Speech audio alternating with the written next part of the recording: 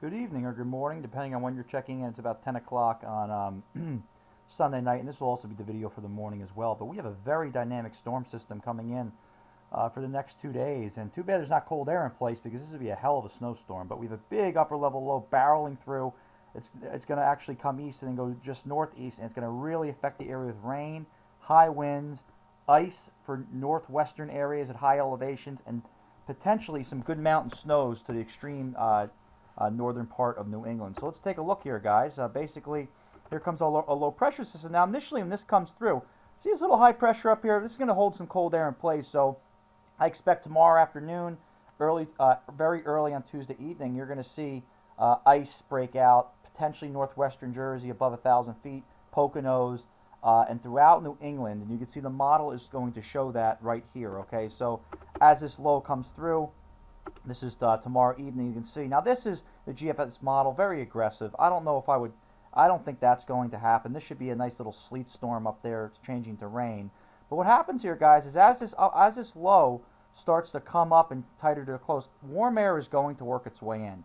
So I expect this whole area here to actually be ice by the time we get to early Tuesday morning, and then the mountains of Vermont, particularly northern Vermont, northern Adirondacks, that's where you can see the snowstorm. And I do think there'll be some mixing as well, just because based on the nature of the storm, remember, we don't have a high pressure system like I told you before that's locked in place. It's edging in, and this is a classic setup for an icy event for the interior of New England. You can see here, looking at the temperatures, you can see that low pressure system deepens and it brings in this warm air off the ocean, which mixes with some colder air at the surface, especially at the higher elevations, and you have a sleet and ice storm for many areas and a plain wind-driven rainstorm down to the south. In fact, check this out tomorrow, guys.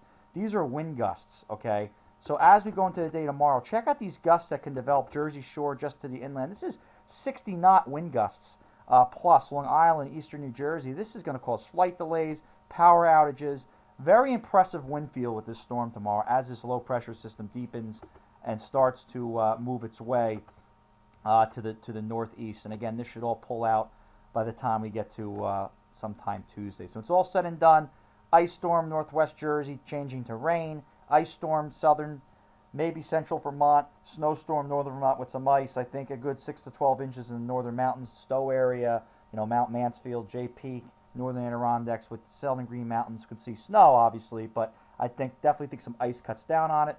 Thanks for checking in. More updates to come.